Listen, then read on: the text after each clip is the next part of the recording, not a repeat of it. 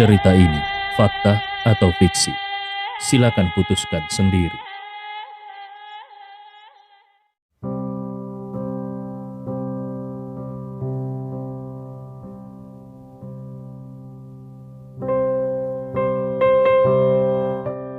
Andi Rewa mengangguk dan berkata dengan santai, "Katakanlah, ada apa?" Fania berkata, "Tuan Andi, keluarga kami menginvestasikan lebih dari 1 miliar di Klub Glorious. Itu merupakan proyek yang relatif besar. Aku takut terjadi kesalahan, jadi kuharap kau mau membantuku untuk melihat Feng Shui. Kalau ada yang salah, aku ingin meminta bantuanmu untuk menghancurkan nasib buruk itu." Ketika Fania mengatakan ini, sebenarnya dia juga merasa sedikit tidak nyaman di hatinya. Dia bertanya-tanya, apakah Andi Rewa mau menyetujui permintaannya ini? Dia menatap Andi dengan gugup. Andi Rewa tersenyum ringan. Dia mempertimbangkan kalau keluarga Wirawan selalu baik dan mereka setia kepadanya. Selain itu, Fania juga datang ke rumahnya secara pribadi kali ini dan sikapnya sangat hormat. Jadi sepertinya tidak ada masalah kalau dia membantu Fania. Andi pun mengangguk dan berkata, "Baiklah, aku akan pergi melihatnya bersamamu." Fania buru-buru berkata, "Terima kasih Tuan Andi. Mobilku ada tepat di lantai basement. Kita bisa pergi kapan saja. Kira-kira kapan kau bisa pergi?" Andi Rewa berkata, "Kita bisa pergi sekarang. Aku ingin melihat bagaimana kinerja klubmu." Fania sangat gembira. Dengan sikap hormat dia menemani Andi keluar. Tak lama kemudian, mobil merah Fania berhenti di pintu Klub Glorious. Klub Glorious terletak di daerah paling makmur di kota Makassar. Keluarga Wirawan mulai mengerjakan proyek ini beberapa tahun yang lalu dan belum selesai sampai saat ini. Clubhouse ini dirancang oleh arsitek domestik papan atas. Gaya dekorasinya juga berada di garis depan tren dan sangat mewah. Begitu mobil Fania berhenti, seorang pelayan melangkah maju untuk membuka pintu. Andi dan Fania pun turun. Setelah turun, Fania dengan hormat berkata kepada Andi, "Tuan Andi, silakan ikut denganku." Andi Rewa mengangguk. Sambil berjalan, dia melihat-lihat seluruh clubhouse. Bentuk eksterior Klub Glorious terlihat mahal dan elegan. 2 pilar marmer diukir dengan pola yang sangat mewah. Mulai dari saat melangkah ke clubhouse, lantai ditutupi dengan lapisan karpet wall buatan tangan dari luar negeri. Karpet wall seperti itu harganya jelas sangat mahal per meter perseginya. Sementara seluruh aula memiliki ruang seluas ribuan meter persegi. Uang yang dihabiskan untuk karpet aula saja bisa menelan biaya ratusan juta.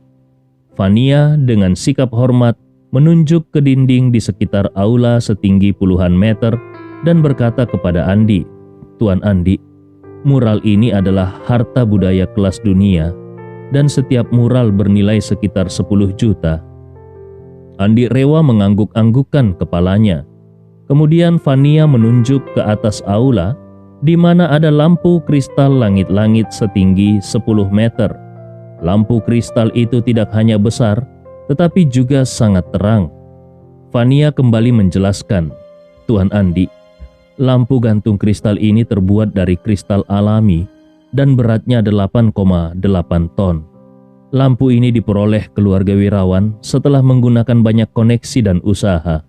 Untuk mendapatkannya dari Eropa kemari, kami secara khusus menerbangkannya dari Austria ke kota Makassar dan kemudian merakitnya."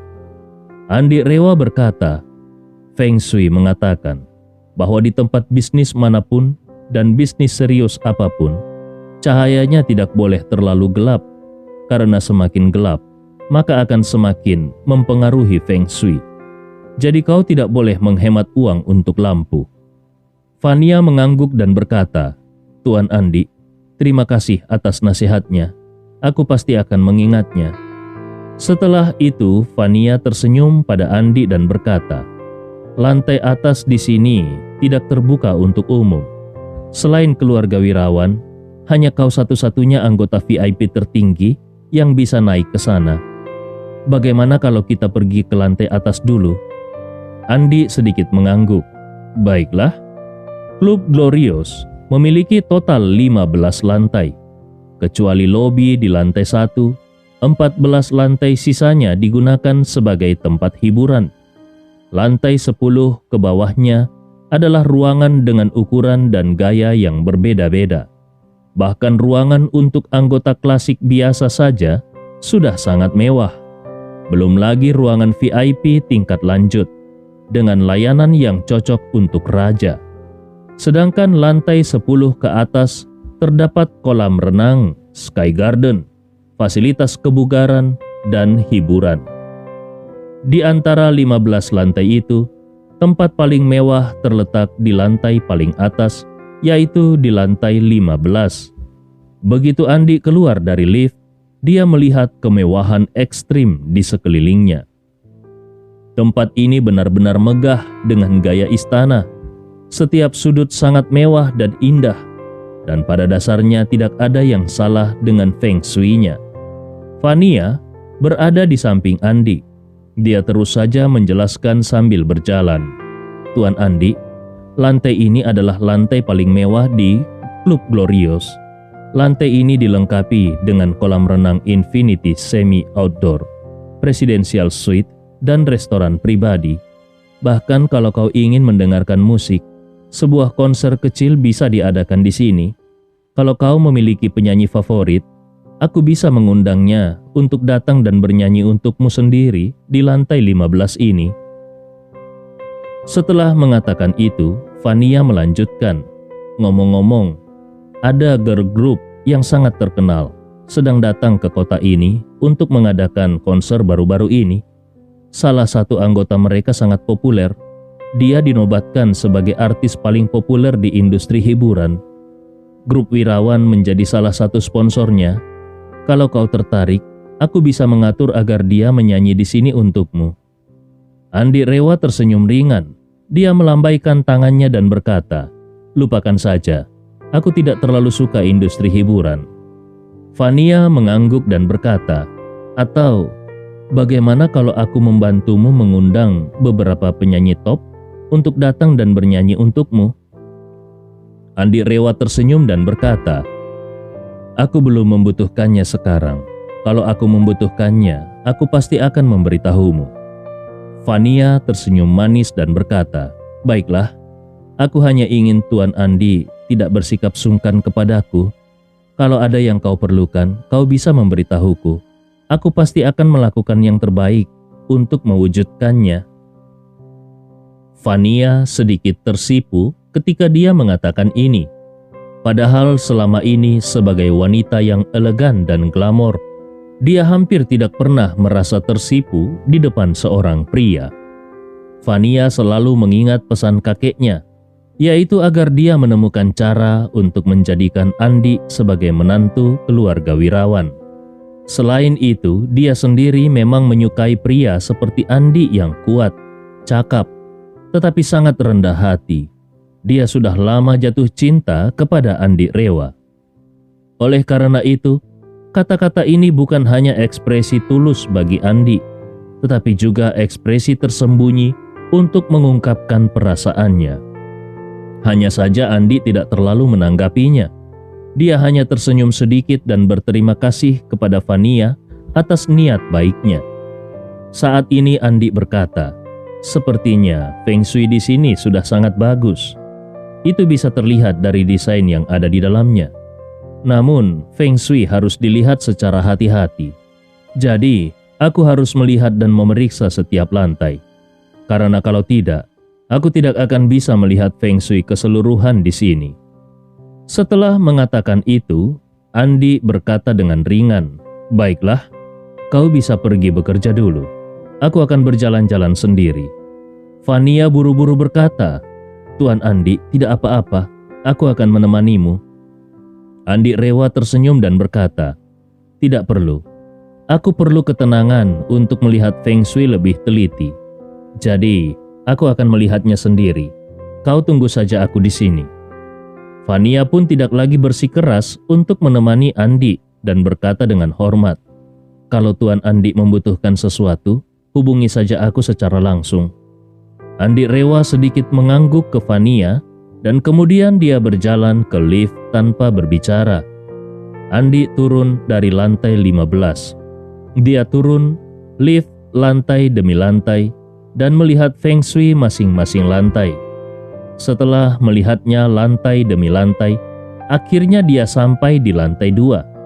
Andi melihatnya selama beberapa saat, dan dia merasa kalau dekorasi setiap lantai di Klub Glorious memang sangat mewah. Niat perancangnya bisa dilihat dari hasil desain yang mewah. Namun, feng shui di sini hanya bisa dinilai cukup memuaskan. Feng shui yang brilian memang memiliki hal-hal tertentu, tetapi dalam pandangan Andi, tidak ada yang sangat mendalam dan unik di sini. Orang awam mungkin berpikir bahwa feng shui di sini sangat bagus, tetapi menurut pendapatnya, feng shui di sini biasa saja. Namun karena dia sudah berjanji pada Vania, dia pun tidak keberatan mengambil kesempatan ini untuk meningkatkan seluruh feng shui yang brilian ke tingkat yang lebih tinggi. Dia berpikir di dalam hatinya untuk mengkombinasikannya dengan teknik rahasia feng shui yang ada di dalam buku ajaib. Dia segera menemukan serangkaian ide. Namun pada saat ini, suara wanita tiba-tiba datang dari arah belakangnya. "Andi, kenapa kau ada di sini?" Mendengar suara ini, Andi mengerutkan keningnya dan berbalik. Dia melihat Kasnah dan seorang pria berjas putih berjalan mendekat. Pria itu tidak lain adalah putra tertua dari keluarga Ferry, yaitu Jeffrey. Sejak Jeffrey mendapatkan Kasnah dari Icang, dia sangat tergila-gila pada Kasnah. Dia bahkan berjanji pada Kasnah kalau dia pasti akan menjadikan Kasnah sebagai wanita terhormat. Pada awalnya Kasnah tidak senang karena dilempar sana-sini seperti mainan. Tetapi melihat Jeffrey benar-benar bersikap tulus padanya, dia pun rela menjadi kekasih Jeffrey. Dalam pandangan Kasnah, meskipun kekuatan keluarga Ferry tidak sebanding dengan grup Millennium milik Icang, namun setidaknya keluarga Ferry memiliki aset senilai 1 miliar. Dibandingkan dengan aset keluarga Tama sebelumnya, jumlah itu tentu sangat banyak. Karena itu, setelah Kasnah mendekati Jeffrey, dia merasa mendapatkan kembali harga dirinya yang dulu. Klub Glorious dibuka hari ini. Jeffrey sengaja menghabiskan banyak uang untuk membeli keanggotaan VIP Gold. Dia membawa Kasnah untuk melihat dan merasakan kemewahan pelayanan di sini. Saat Kasnah memasuki Klub Glorious, dia merasa sangat dikejutkan oleh kemewahannya. Dia merasakan perasaan sebagai masyarakat kelas atas. Saat tenggelam dalam perasaan ini, dia tiba-tiba melihat Andi yang membuatnya merasa benci sampai ke tulang-tulangnya. Ini seperti ketika dia sedang makan di pesta mewah dan tiba-tiba melihat seekor lalat. Ini sangat mengecewakan. Ini sangat membuatnya frustrasi. Dia hanya ingin segera menemukan cara untuk mengusir lalat ini. Kalau tidak, pengalamannya ini akan seperti jatuh ke dalam jurang. Tentu saja, akan lebih baik lagi kalau lalat itu bisa ditampar sampai mati. Ketika Jeffrey melihat Kasnah memanggil seorang pria yang mengenakan pakaian biasa, dia langsung memeluk pinggang Kasnah dengan erat dan bertanya dengan rasa ingin tahu, "Kasnah, apakah orang ini adalah menantu pecundang bernama Andi yang kau ceritakan itu?" Kasnah menatap Andi sambil menggertakkan giginya dan berkata, "Betul sekali, dialah orangnya. Dia sudah menjadi pecundang yang terkenal sejak dia masih kuliah. Aku tidak pernah menyangka kalau dia bisa berada di sini." Ketika Jeffrey berpikir kalau dia baru saja menaklukkan Kasnah, maka secara alami dia juga sangat ingin membela Kasnah. Jadi, dia memandang Andi dan mencibir, "Hei, Apakah menurutmu klub Glorious ini adalah tempat yang bisa kau kunjungi semau-maumu? Ekspresi wajah Andi menjadi dingin dan dia bertanya, "Memangnya kenapa? Aku tidak bisa datang ke sini?" Jeffrey mengulang pertanyaan Andi. "Kenapa kau tidak bisa datang ke sini?"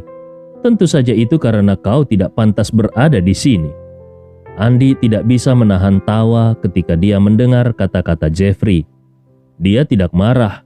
Dia justru menatap Jeffrey dengan temperamen yang baik dan bertanya sambil tersenyum, "Coba katakan kepadaku, kenapa aku tidak layak berada di sini?" Jeffrey menatap Andi dengan tatapan angkuh, lalu kemudian dia mendengus. "Kenapa kau masih bertanya? Tentu saja itu karena kau tidak layak untuk apapun. Lihat pakaian yang kau kenakan. Astaga, penampilanmu bahkan tidak sebagus petugas yang membukakan pintu untuk orang-orang yang akan masuk." Andi Rewa tersenyum dan berkata, "Apakah aku tidak punya kebebasan untuk memakai sesuatu? Apakah klub Glorious mengharuskan tamunya memakai pakaian tertentu?" Jeffrey mencibir, "Tentu saja klub Glorious tidak mengharuskan tamunya memakai pakaian tertentu. Tetapi ada sistem keanggotaan yang diterapkan di sini. Kalau bukan anggota siapapun, tidak diizinkan untuk masuk." Setelah mengatakan hal itu, Jeffrey bertanya dengan sinis, "Apakah kau anggota klasik di sini? Jika bukan anggota, siapapun tidak diizinkan untuk masuk. Ingat?" Andi menggelengkan kepalanya dengan ringan. Anggota klasik? Bukan?" Jeffrey bertanya lagi dengan nada yang meremehkan, "Kalau begitu, apakah kau anggota Silver di sini?" Andi juga menggelengkan kepalanya. "Anggota Silver? Bukan?" Jeffrey langsung mencibir dan berkata, "Apakah kau ingin memberitahuku kalau kau adalah anggota VIP di sini?" Andi Rewa merentangkan tangannya. "Tidak juga." Jeffrey tidak bisa lagi menahan tawanya. "Kau benar-benar pecundang. Apakah kau ingin memberitahuku kalau kau adalah anggota VIP Gold karena kau bukan anggota dari semua yang kusebut tadi? Sejauh yang aku tahu, tidak lebih dari 10 orang di kota Makassar ini yang bisa mendapatkan keanggotaan VIP Gold." Andi Rewa tersenyum ringan. Dia menunjukkan 2 baris gigi putihnya dan berkata dengan santainya, "Itu juga bukan?" Jeffrey mengerutkan keningnya dan mendengus dingin. "Berarti kau bukan anggota dalam level apapun. Jangan-jangan kau menyelinap masuk untuk makan dan minum saat yang lainnya lengah." Kasnah yang berada di samping juga berkata dengan sinis, "Kalau begitu, tidak perlu bertanya lagi. Bagaimana mungkin menantu yang dibuang oleh keluarga Tama bisa menjadi anggota di sini? Pecundang bau ini pasti menyelinap masuk untuk bisa makan dan minum di sini." Kasnah memelototi Andi sambil menggertakkan giginya dan berkata, "Andi, kau berada di tempat yang salah hari ini. Klub Glorious baru dibuka oleh keluarga Wirawan untuk pengunjung klub kelas atas. Pembukaan hari ini masih dalam tahap operasi percobaan. Semua yang datang adalah orang-orang besar. Kalau kau datang untuk membuat masalah, apakah kau tidak takut dipukuli sampai mati oleh petugas keamanan?" Andi Rewa menjawab dengan polos, "Aku adalah anggota di sini, jadi kenapa petugas penjaga keamanan harus memukuliku?" Jeffrey mencibir dan berkata, "Kau masih mau berpura-pura? Hanya ada 4 kelas keanggotaan di sini, yaitu Klasik, Silver, VIP, dan VIP Gold. Kau bukan anggota dari keempat kelas ini, tapi kau masih tidak malu untuk mengakui kalau kau adalah anggota?" Andi Rewa berkata dengan serius, "Aku memang bukan anggota dari keempat level itu, karena aku adalah anggota VIP tertinggi dan termasuk dalam tingkat kelima. Apa kau tahu tentang itu?" Jeffrey berkata dengan nada menghina, "Apa kau melihat papan informasi yang tergantung di lobi di lantai pertama? Hanya ada 4 level keanggotaan. Kau benar-benar membual. Anggota VIP tertinggi katamu? Dasar pembohong. Apa kau tidak takut menyinggung keluarga Wirawan?" Andi Rewa menggelengkan kepalanya tanpa daya dan berkata, "Kalian ini sangat aneh. Apa yang aku katakan itu benar. Kenapa kalian tidak percaya?" Jeffrey mengejek seolah-olah dia telah mendengar lelucon besar. "Kau ingin aku percaya kepadamu? Kau masih ingin membodohi seorang Jeffrey Ferry? Kau benar-benar pecundang yang tidak berguna." Andi Rewa bertanya dengan rasa ingin tahu. "Apakah kau terkenal? Tapi kenapa aku belum pernah mendengar tentang dirimu?" Jeffrey mencibir. "Pernahkah kau mendengar tentang farmasi Ferry? Aku adalah manajer umum di sana." Andi Rewa menggelengkan kepalanya dan berkata, "Maaf, tapi aku belum pernah mendengarnya." Jeffrey berpikir Andi sengaja mengejek dirinya. Jadi dia berkata dengan wajah muram, Wah, kau punya banyak masalah hari ini.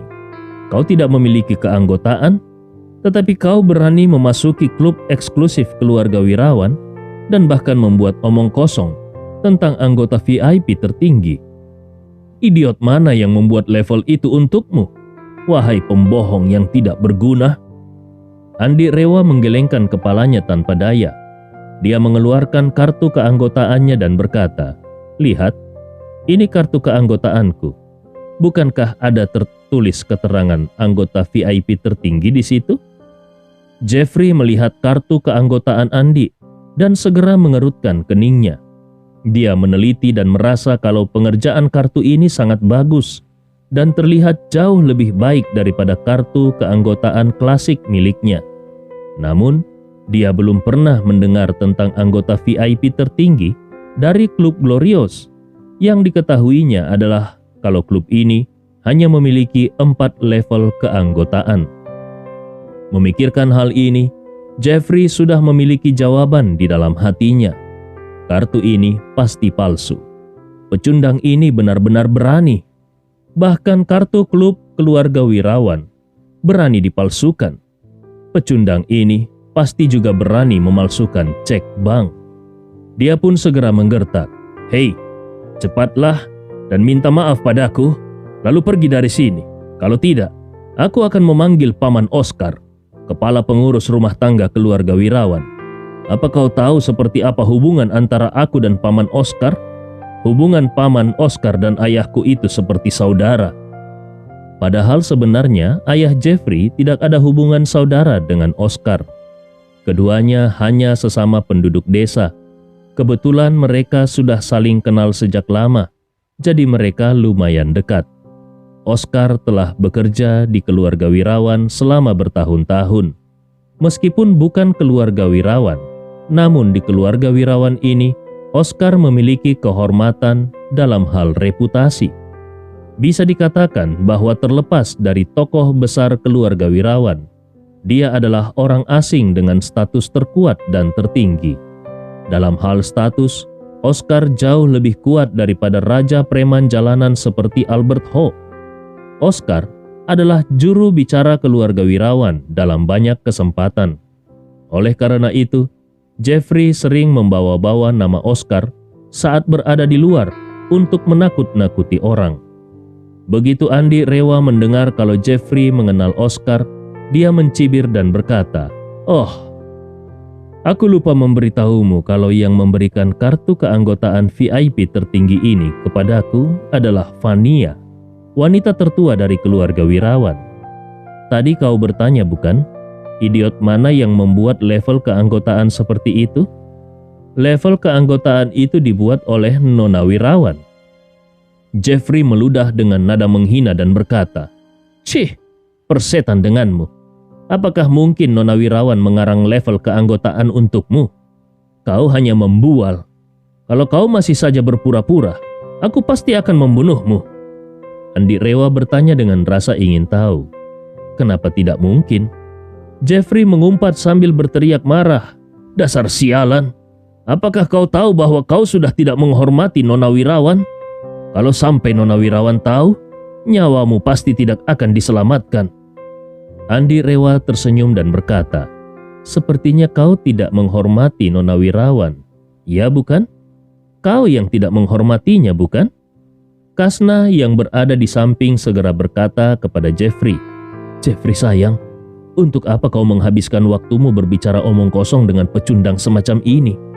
Hubungi saja penjaga keamanan klub Glorious ini secara langsung. Beritahu mereka apa yang baru saja dia katakan. Penjaga keamanan pasti tidak akan membiarkannya lolos begitu saja. Nanti, kau juga harus berbicara dengan Paman Oscar untuk memberikan pelajaran kepada sampah busuk ini. Singkirkan saja dia dan buat dia menjadi impoten. Saat ini Icang tidak bisa menjadi laki-laki seutuhnya karena ulah Andi Rewa. Kasna selalu membenci hal ini. Jadi sekarang dia berharap seseorang bisa melakukan hal yang sama kepada Andi. Ketika Jeffrey mendengar ini, dia segera menepuk tangan Kasna dan berkata, "Jangan khawatir Kasna, aku akan memanggil penjaga keamanan untuk membunuhnya." Setelah itu, dia langsung berteriak dengan keras, "Di mana penjaga keamanan? Cepat ke sini. Seseorang sedang berpura-pura menjadi anggota klub Glorious dan menghina wanita tertua dari keluarga wirawan." Begitu Jeffrey berteriak, terdengar jawaban dengan suara yang kuat dan serius. "Siapa yang membuat gaduh? Apa yang terjadi?" Andi Rewa mendongak dan ternyata itu adalah suara dari kepala pengurus rumah tangga keluarga wirawan. Lelaki tua itu ada di sini. Mendengar suara teriakan marah Oscar, Jeffrey langsung tersenyum. Dia memandang Andi Rewa dengan senyum di wajahnya dan dengan sinis berkata, "Andi, kau akan mati kali ini, dan bahkan para dewa pun tidak akan bisa menyelamatkanmu." Setelah berbicara, dia menoleh untuk melihat Paman Oscar. Lalu dia menunjuk ke Andi Rewa dan mengeluh, "Paman Oscar, ada orang yang menerobos masuk. Dia bukan hanya berpura-pura menjadi anggota klub Glorious, tetapi dia juga bersikap tidak sopan kepada Nona Wirawan. Sungguh lancang dan berani. Paman harus memberinya pelajaran agar dia kapok." Oscar mengerutkan keningnya. Dia sudah tua dan pandangan matanya tidak terlalu bagus. Jadi dia tidak bisa melihat dengan jelas wajah Andi Rewa dari kejauhan. Namun, dia mengenali Jeffrey yang posisinya sedikit lebih dekat dengannya. Karena dia adalah putra dari sesama penduduk desa, dia pun relatif percaya pada kata-kata Jeffrey. Jadi dia berkata dengan suara tajam, "Siapa yang begitu berani bertindak seperti itu? Penjaga keamanan, bawa dia." Beberapa penjaga keamanan yang bertubuh besar dan kekar langsung mengepung Andi Rewa dengan agresif. Kasna sangat bersemangat. Dia menatap Andi dan mencibir, "Andi, aku ingin melihat bagaimana kau mati hari ini." Andi Rewa mencibir, "Tenang, justru kau duluan yang akan mati dan aku sendiri tidak akan mati." Kasnah membentak, "Diam kau, seseorang akan merobek mulut besarmu itu nanti." Andi Rewa mengabaikannya. Dia memandang Oscar yang mendekat dan berteriak dengan dingin, "Hei, kau Oscar, kau adalah orang tua yang malang. Kau pikir kau sangat kuat sehingga kau ingin menjatuhkanku?" Begitu Andi berkata dengan lantang, semua orang di tempat ini tercengang. Wah, sepertinya orang ini benar-benar sudah bosan hidup. Dia benar-benar menyebut Oscar sebagai orang tua yang malang. Mari kita lihat bagaimana Oscar akan membunuhnya kali ini. Mereka sudah mendengar kalau kemarahan Oscar saja sudah cukup untuk membunuh orang. Namun Oscar sudah tidak pernah marah selama bertahun-tahun. Kali ini sepertinya dia akan diledakkan oleh orang ini. Namun, tidak ada yang mengira kalau Oscar akan ketakutan dengan suara ini. Dia mendengar suara ini seperti suara Tuan Andi Rewa. Dan ketika dia melihatnya dengan jelas, itu benar-benar Tuan Andi yang bahkan sangat dihormati oleh kakek Fania. Ketika dia melihat Andi Rewa, dia tiba-tiba menggigil. Rasa marahnya langsung menghilang dan dia segera mengatupkan tangannya sambil membungkuk. "Tuan Andi Rewa, aku tidak tahu itu kau. Maafkan aku karena sudah menyinggungmu." Begitu kata-kata ini keluar, semua orang langsung membeku menyaksikan itu. Apa yang terjadi di sini? Oscar yang terhormat sedang meminta maaf pada pecundang bau? Tepat ketika semua orang masih tidak mengerti apa yang sedang terjadi, Andi Rewa berkata dengan dingin, "Aku mendengar kalau kau memiliki status yang sangat tinggi dalam keluarga wirawan. Tidak peduli seberapa tinggi statusmu, kau tidak mungkin lebih tinggi daripada kakek Fania, bukan?" Karena tadi Jeffrey sempat mengatakan bahwa Paman Oscar adalah saudara ayahnya, maka Andi tidak ingin mengampuni Paman Oscar ini dengan mudah. Dia tidak peduli apakah Oscar ini tidak bersalah atau tidak, tetapi Oscar lah yang akan menanggung kesalahan ini karena ketidaktahuan Jeffrey, sehingga Jeffrey nantinya akan menjadi sasaran Oscar. Ketika Oscar mendengar Andi menyebut kakek Fania, dia segera tahu kalau dia berada dalam masalah besar. Tanpa mengucapkan sepatah kata pun, dia langsung berlutut di depan Andi dan berkata dengan gemetar, "Tuan Andi, kalau aku melakukan kesalahan, kumohon kepada Tuan Andi untuk menjelaskan kepadaku apa kesalahanku dan apa yang harus kulakukan untuk memperbaikinya." Andi Rewa mengangguk.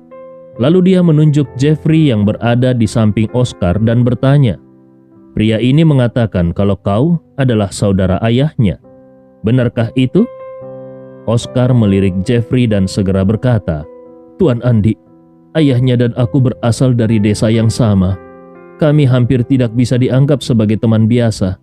Tetapi kami juga jelas bukan saudara." Andi Rewa mengangguk dan berkata, "Oke, anak ini dan selirnya sudah mengejekku dan mengancam ingin membunuhku dengan membawa-bawa namamu. Apa pendapatmu tentang ini?" Oscar langsung mengerti bahwa ketidakpuasan Andi dengan dirinya sepenuhnya adalah karena ulah Jeffrey. Oscar langsung berteriak dengan marah kepada Jeffrey, "Kurang ajar! Beraninya kau menyinggung Tuan Andi. Ayo cepat berlutut sekarang juga." Jeffrey masih tidak mengerti apa yang sedang terjadi. Siapa itu Tuan Andi? Kenapa pria ini dipanggil Tuan? Bukankah dia hanya pecundang bau? Apakah Paman Oscar sedang linglung? Tanpa sadar Jeffrey berkata, "Paman Oscar? Bukankah dia hanya sampah?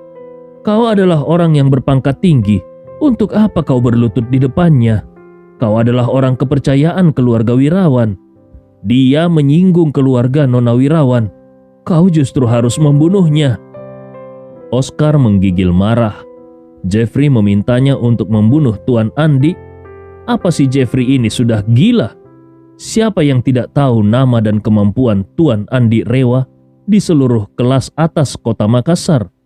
Kakek Fania mengandalkan jarum ajaib dan obat ajaib Tuan Andi untuk memulihkan keadaan dirinya.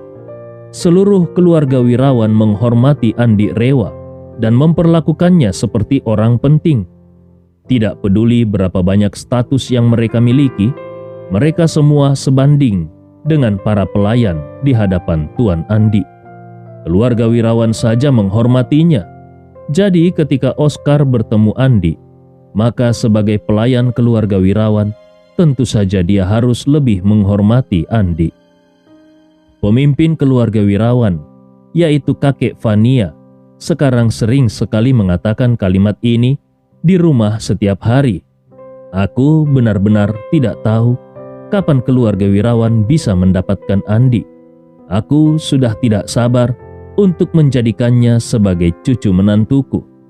Oleh karena itu dalam hati Oscar, status Andi bahkan lebih tinggi daripada kakek Fania. Sekarang Jeffrey, bajingan kecil ini, berbicara omong kosong tentang dia dan ayahnya sebagai saudara, lalu menjual namanya untuk mengganggu Andi. Ini sama saja dengan bunuh diri. Oscar segera berdiri.